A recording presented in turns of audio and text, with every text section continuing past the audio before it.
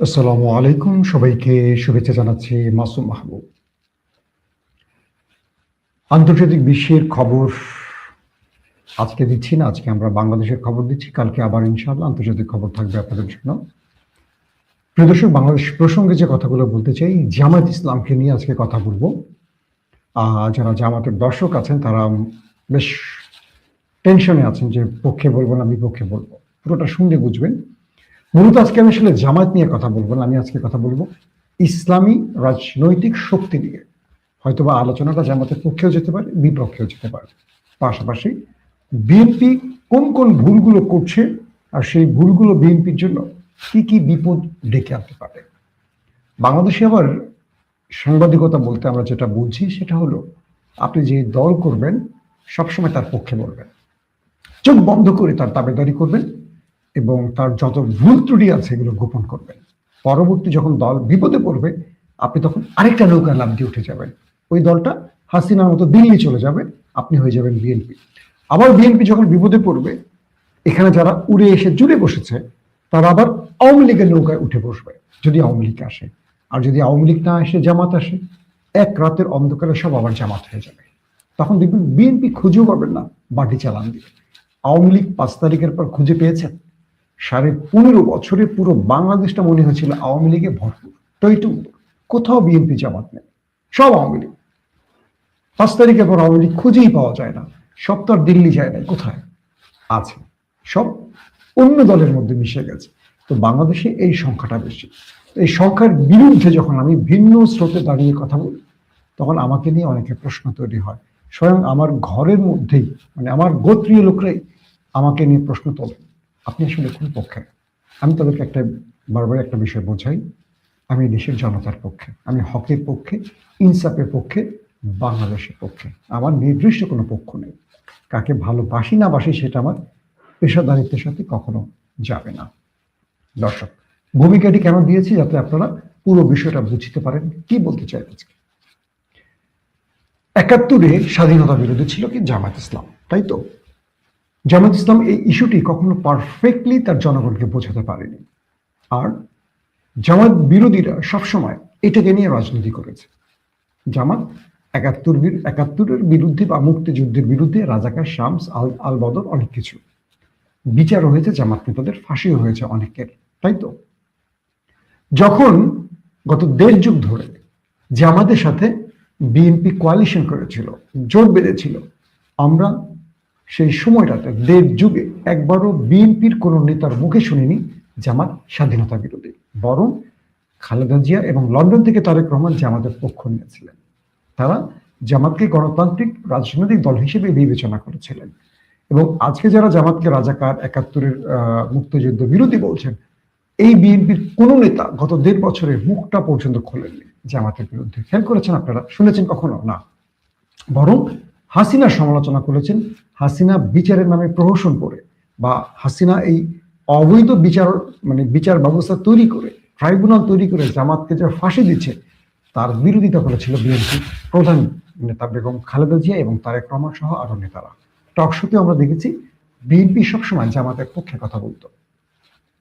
দৃশ্যটা পাল্টে যায় হাসিনা চলে যাবার পর। 5 তারিখের পর থেকে যখন দুটো বন্ধু দল তারা প্রতিদ্বন্দ্বী হয়ে ওঠে, অর্থাৎ রাজনীতিতে আওয়ামী লীগ যখন মাইনাস হয়ে যায়, বিএনপি আর জামাত প্রতিদ্বন্দ্বী হয়, তখন আবার সেই 71 মুক্তিযুদ্ধ কার্ড শুরু হয়ে যায়। আর জামাত সেইখানে কার্ডটা শুরু করে কি চাঁদাবাজি কার্ড, অর্থাৎ বিএনপিকে বানায় চাঁদাবাজ আর বিএনপি জামাতকে বানায় মুক্তিযুদ্ধ বিরোধী। সেই পুরনো ফিরিস্তিতে আবার আমরা প্রবেশ করি। এরপর দেখেন জামাতের জন্য খুব কঠিন একটা জায়গা তৈরি হয়েছে। ডক্টর শফিকুর রহমান মোটামুটি তার আলোচনার মাধ্যমে প্রজ্ঞা দিয়ে 71 ইস্যুটাকে মোটামুটি ডিলিট করে ফেলেছে। এখন আজকের প্রজন্ম জামাতকে 71 ইস্যুতে আর ব্লেম দেয় না, কারণ শেখ হাসিনা যখন রাজাকার শব্দটির মাধ্যমে বৈষম্য বিরোধীদেরকে ঘায়েল করতে চেয়েছেন, তখন সবাই দাবি করেছিল তুমি কি আমি কি, রাজাকার রাজাকার। তার মানে রাজাকার বাংলাদেশে বৈধতা পেয়ে গেছে, একটা নতুন ন্যারেটিভ না, এটা পুরনো ন্যারেটিভ নতুন ভাবে বৈধতা পেয়ে যায়। তার মানে আমাদের বাংলাদেশের মানুষ এটা বুঝতে পারে যে রাজাকার শব্দটা একটা রাজনৈতিক শব্দ প্রতিপক্ষকে ঘায়েল করার জন্য। আর যারা দেশপ্রেমিক নিজেকে দাবি করে তারা একটা ফ্যাসিস্ট, তারা একটা স্বৈরাচার, তারা রাষ্ট্র জনগণের বিরুদ্ধে জানি, মানে হলো শেখ হাসিনা। তার মানে এখন আর আওয়ামী লীগ বা বিএনপি বা কেউ জামাতকে ৭১ ইস্যুতে ঘায়ল করতে পারবে না, কারণ এই প্রজন্ম এই ইস্যুটা আর মাথায় নেয় না, খায় না। এটা এখন তাদের মানে জামাতের বিরুদ্ধে ইস্যুটা আর বড় কোনো কি বলবো হাতিয়ার নয় বিরোধী দলের জন্য বা বিরোধী মতের জন্য। এরপর দেখেন জামাত ইসলামের যিনি বাংলাদেশে আমি যতটুকু জানি, যদি ভুল না হয়, প্রথম আমির অধ্যাপক গোলাম আযম, তিনি ভাষা আন্দোলন করেছেন। এটা আমার না, এটা ইতিহাসের কথা, এবং এটা বেগম জিয়াও স্বীকার করেছেন বা বিএনপির সিনিয়র নেতারাও স্বীকার করেন যে ভাষা আন্দোলনে ভূমিকা ছিল অধ্যাপক গোলাম আযমের। বাদ দিই আমি, ভাষা আন্দোলনে গোলাম আযমের ভূমিকাকে যদি আমরা স্বীকার না করি তাহলে ইতিহাসকে অস্বীকার করা হবে। এই কথাটি কে বলেছেন? বিএনপির নেতা গয়েশ্বরচন্দ্র রায়। আমি আপনাদের স্ক্রিনে দেখাচ্ছি, দেখেন আপনারা, ফোকাসে কোনো প্রবলেম নাই, আছে কিনা দেখেন, মোবাইলে দেখাচ্ছি আপনাদের। এই কথাটি কে বলেছেন যে ভাষা আন্দোলনে গোলাম আযমের ভূমিকাকে যদি আমরা স্বীকার না করি তাহলে ইতিহাসকে অস্বীকার করা হবে। এটা বিএনপির একজন গুরুত্বপূর্ণ নেতা গয়েশ্বরচন্দ্র রায় বলেছেন। কিন্তু গোলাম আযমকে আমরা ভাষা সৈনিক বলি? কখনো বলি না। জামাত দাবি করলেও আমরা বলি না, কারণ রাজনৈতিকভাবে আমরা কখনো অন্যকে ক্রেডিট দিতে রাজি না। যেমন আওয়ামী লীগ 15.5 বছরে জনাব কি বলবো আমাদের আজকের যিনি প্রধানমন্ত্রী জনাব তারেক রহমানের বাবা, বাংলাদেশের স্বনির্ভর বাংলাদেশের কারিগর, সোনার বাংলা গড়ার যিনি কারিগর ছিলেন, শহীদ প্রেসিডেন্ট জিয়াউর রহমানকে পাকিস্তানি চর বলতো, পাকিস্তানি এজেন্ট বলতো, যিনি স্বাধীনতার ঘোষণা দিয়েছিলেন। যদি পাকিস্তান আলাদা না হতো, বাংলাদেশ স্বাধীন না হতো, যার মৃত্যুদণ্ড অনিবার্য ছিল, সেই শহীদ প্রেসিডেন্ট জিয়াউর রহমানকে আওয়ামী লীগ বলেছিল পাকিস্তানের চর, অথচ যিনি স্বাধীনতা যুদ্ধের ঘোষণা দিয়েছিলেন। আওয়ামী লীগ বিএনপিকে ক্রেডিট দিতে চায়নি। 15.5 বছর বা তার আগেও আওয়ামী লীগ পুরো ক্রেডিট শেখ মুজিবের ঝুলিতে রাখতে চেয়েছে। এই দেশটা হলো এমন একটি দেশ, এখানে রাজনৈতিক মতাদর্শের কারণে কেউ কাউকে ক্রেডিট দিতে রাজি না, কিন্তু একে অপরের অপপ্রচার প্রপাগান্ডার জন্য একদম সদা প্রস্তুত থাকে। বিএনপির মধ্যে রাজাকারের সংখ্যাও আছে, মুক্তিযুদ্ধের সংখ্যাও আছে।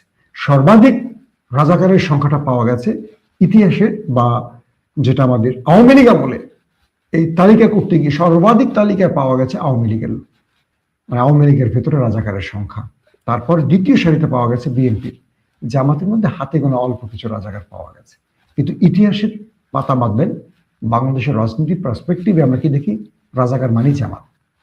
এখন কথাগুলো জামাতের পক্ষে যাচ্ছে, তাই তো? খুশি হচ্ছেন অনেকে, না? তো ভাষা আন্দোলন নিয়ে জামাত সবচেয়ে বড় বিপদে পড়েছে কি? জামাত কোনো ইট সিমেন্টের তৈরি কোনো ভাস্কর্যের সামনে ফুল দেওয়াকে হারাম মনে করে। এটা জামাত না, এটা ইসলাম মনে করে। কোরআন এবং হাদিসের ব্যাখ্যা অনুযায়ী এটি করা যাবে না। এটি ইসলামী যত ভাবধারার লোক আছেন বা ইসলাম বিশ্বাসী যত লোক আছেন তারা এটি মনে করে থাকেন, বা এটি কোরআন হাদিসের ব্যাখ্যা অনুযায়ী তাই বলা হয়। কিন্তু আমরা দেখলাম 21শে ফেব্রুয়ারিতে এবার জামায়াতের আমির তার বিরোধী শিবিরে বসে থাকা পার্লামেন্ট মেম্বারদের নিয়ে ফুল দিতে গিয়েছেন এবং দোয়া করেছেন। এখানে দুটো জিনিস আমার খুব ভালো লাগছে। জনাব তারেক রহমানকে আমি একটা সেলুট দেব। এই সেলুটটি কেন? তিনি রাজনীতিতে নতুন একটা জায়গা তৈরি করতে চাইছে। কি সেটা? বিগত সময় আমরা সবসময় দেখেছি যে বাংলাদেশের প্রধানমন্ত্রী বা বিরোধী দলীয় নেতা, সেনা প্রধান বা আমাদের অন্তর্বর্তীকালীন সরকারের প্রধান যারাই গেছেন শহীদ মিনার স্মৃতিসৌধে ফুল দিয়েছে। এটি একটি রাষ্ট্রীয় কালচার, কিন্তু মুসলিম বা ইসলামী সংস্কৃতির অংশ না। এটা আমি আপনাদের খুলে বলি। যখন আপনি রাষ্ট্রীয় কালচার হিসেবে নেবেন এটি ঠিক আছে, যখন আপনি এটিকে মুসলিমদের বা ইসলামী পরিভাষায় জায়েজ না জায়েজের ব্যাখ্যা আসবে, তখন এটার অনেক মাসলা মাসাইল থাকবে। সেই মাসলা মাসাইল দেব না, আমি স্কলার না, এটা বিতর্ক তৈরি করতে চাই না। কিন্তু জনাব তারেক রহমান কি করেছেন? খালি পায়ে হেঁটে গেছেন কালো পাঞ্জাবি পরে, এবং তিনি শহীদ মিনারে দাঁড়িয়ে হাত তুলে দোয়া করেছেন।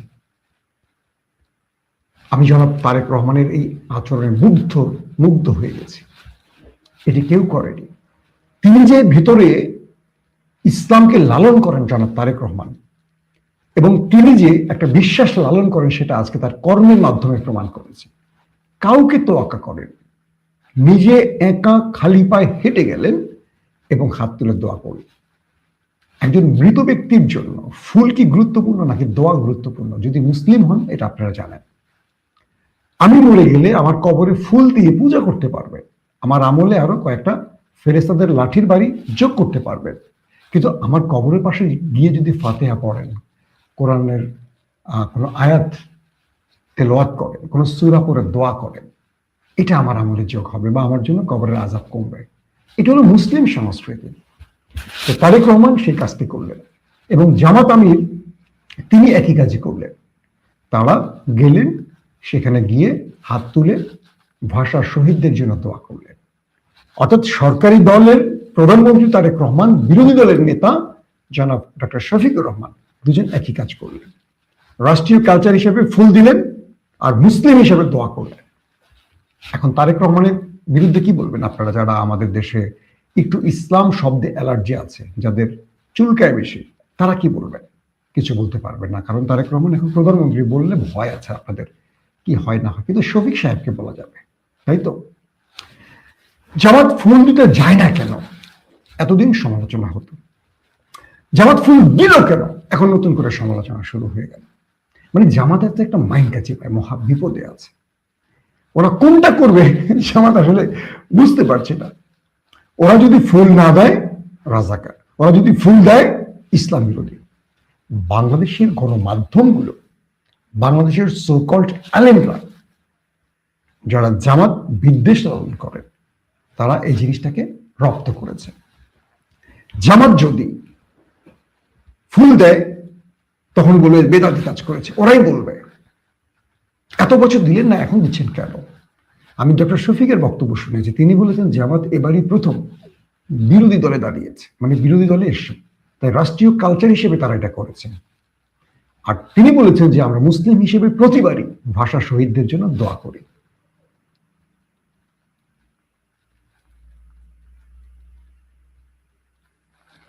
এখন বিষয়টা কি হয়েছে, এখানে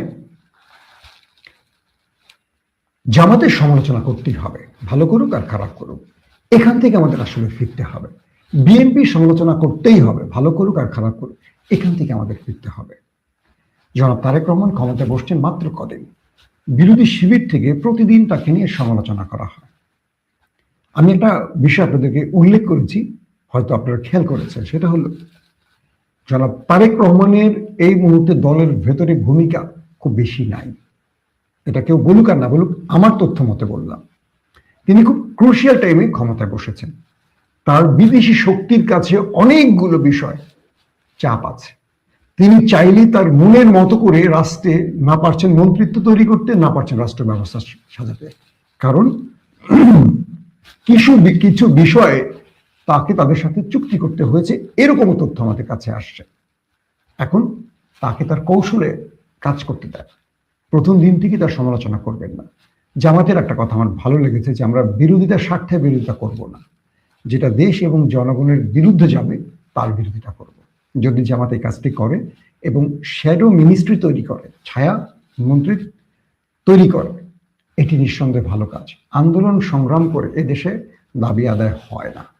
90-র পরে 24-এ দেখেছি আমরা, কিন্তু হয়নি কখনো। মাঝখানে বহু মানুষের প্রাণ গেছে। কিন্তু বিএনপিকে এটাও মাথায় রাখতে হবে, জামাত যদি আন্দোলন না করে তাদের স্বার্থে বা রাষ্ট্রের স্বার্থে করছে, অর্থাৎ বিএনপিকে সাপোর্ট দিতে চায়, বিএনপিকে সহযোগিতা করতে চায় এবং তারা চায় রাষ্ট্রের সম্পদ নষ্ট না হোক, তাহলে জামাতকে ধর্তব্যের মতো নিতে হবে।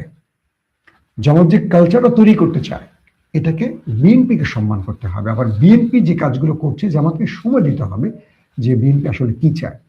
সাম্প্রতিক সময় বিএনপির অতি কথন নেতারা আবারও বিতর্ক সৃষ্টি করছে। কেউ চাঁদাবাজিকে হালাল উপায়ের ধরন দিচ্ছেন, আবার ইনকিলাব জিন্দাবাদকে কেউ ইনকিলাব মুর্দাবাদে নিতে চাচ্ছেন। আজকে সোশ্যাল মিডিয়ায় ট্রেন্ড হলো ইনকিলাব জিন্দাবাদ, যে ইনকিলাব জিন্দাবাদ, তুমি কে আমি কে, বাঙালি বাংলাদেশি বা আজাদি আজাদি, দিল্লি না ঢাকা স্লোগান দিয়ে এই দেশ 24-এ এসে আবারও স্বাধীন হলো। সেই ন্যারেটিভে যারা হাত দেবে, মনে করতে হবে তারা একটা প্রতিবেশী রাষ্ট্রকে খুশি করতে চায়। এদেশের জনগণ নতুন চিন্তায় পা রাখছে। এদেশের জনগণকে আপনি আর পুরনো বন্দোবস্তে নিতে পারবেন না। এদেশে কোন রাজনৈতিক দলটি এবার ভোট বেশি পেয়েছে, কে কত আসন পেয়েছে, সবচেয়ে ভালো জানে জনাব তারেক রহমান, সবচেয়ে ভালো জানে বাংলাদেশের ইন্টেলিজেন্স, সবচেয়ে ভালো জানে বিএনপির বাঘা বাঘা নেতারা। টেলিভিশন স্ক্রিনে 211টি 12টি আসনের গর্ব না করে সঠিক বিষয়টিকে হৃদয়ে লালন করেন, তাহলে বুঝবেন জনগণ আসলে কি চায়। এখন আপনি 212টি আসন পেয়েছেন, কিভাবে পেয়েছেন এই ব্যাখ্যা না চাই, কিন্তু পেয়েছেন যেভাবে কেউ দিয়েছে, আপনাকে গিফট করেছে, তার মানে গিফট করতে হয়েছে, জনগণ হয়তো ভোট দিয়ে করেনি। তাহলে জনগণ কেন দেয়নি এটা মাথায় রাখেন। তার মানে 5 বছর পর আপনাকে আবার ভোটে দাঁড়াতে হলে জনগণের ভোট চাইতে হবে। তাহলে কি করতে হবে?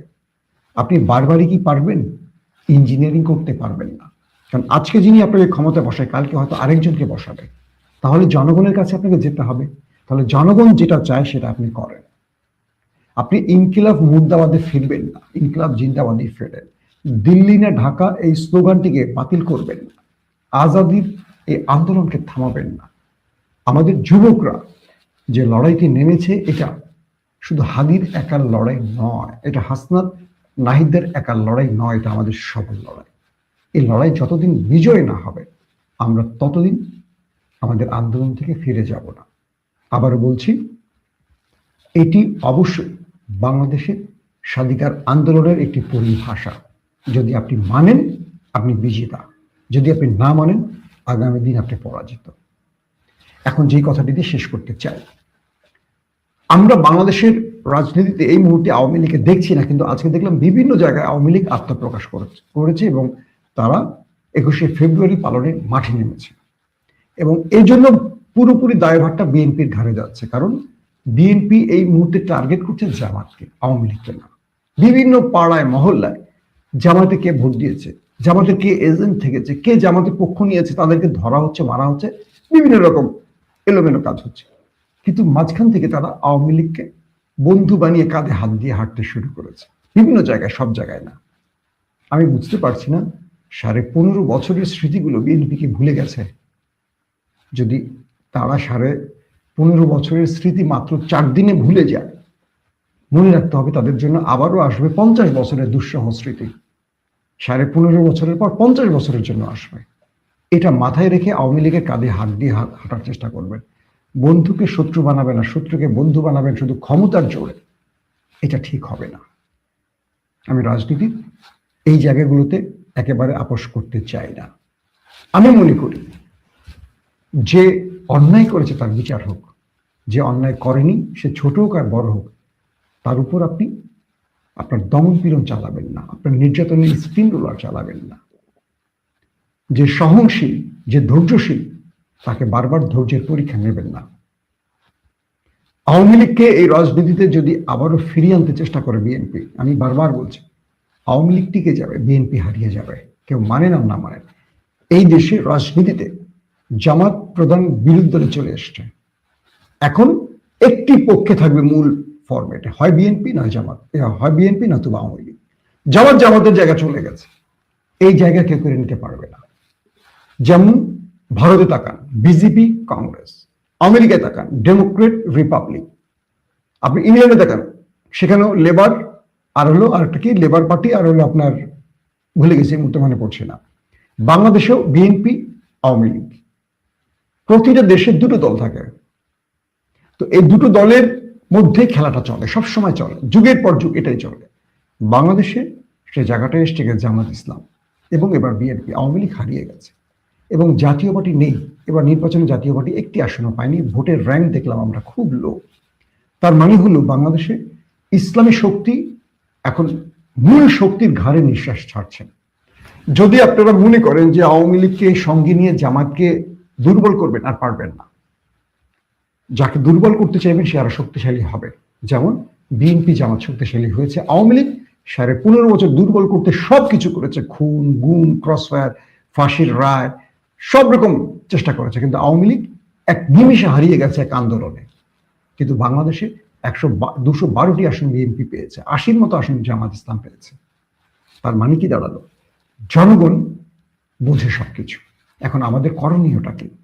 করণীয়টা হলো বিএনপি এবং জামাতের মধ্যে একটা আন্ডারস্ট্যান্ডিং তৈরি করতে হবে, একজন বিরোধী একজন সরকার পক্ষ, আলোচনার মাধ্যমে রাষ্ট্রটাকে আগামীর দিকে নিতে হবে, মানে আগামী দিনের দিক বা একটা উন্নয়নের দিকে নিতে হবে, যেটা তারেক রহমানের ভিশন। তিনি চান জনগণের জন্য একটা রাষ্ট্র ব্যবস্থা তৈরি করতে। জামাত বিএনপিকে সাহায্য করবে, বিএনপি জামাতকে সাহায্য করবে। অর্থাৎ বিরোধিতা মানি পূর্বের মতো জ্বালাও পোড়াও, জেল জুলুম মারপিট এগুলো যেন না হয়। 2 নম্বর, রাষ্ট্রের গুরুত্বপূর্ণ পদে সব বিএনপিকে বসাবেন না, বসালে আবারও আওয়ামী লীগের মতো ফ্যাসিজম তৈরি হবে। নিউট্রাল নিরপেক্ষ মেধাবী লোকগুলোকে নিয়োগ দেন এবং নিয়োগ প্রক্রিয়া মানে ঘুষটা পুরোপুরি বন্ধ করেন। কারণ বিএনপি সবচেয়ে বড় ভুল হলো বিএনপি নিয়োগের ক্ষেত্রে অর্থটাকে গুরুত্ব বেশি দিত এর আগে। এই সুযোগে ঢুকে গেছে প্রচুর জামাত এবং আওয়ামী লীগ, টাকা দিয়ে ঢুকে গেছে। বিএনপি করেও বিএনপি লোক চান্স পায় না, কারণ টাকা দেয়া লাগতো পুলিশ টুলিশের নিয়োগের ক্ষেত্রে। এবার আমি বলবো যে নিরপেক্ষ ব্যক্তিদেরকে নিয়োগের ব্যবস্থা করেন।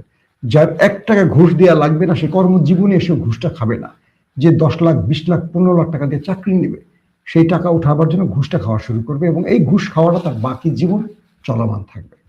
তো তারেক রহমানের কাছে আমাদের একটা দাবি থাকবে, প্রশাসনের মধ্যে আপনি দলীয় নেতা কর্মীদের নয়, নিরপেক্ষ ব্যক্তিদের আনেন, যারা আগামী দিন রাষ্ট্রটাকে দাঁড় করায় রাখবে।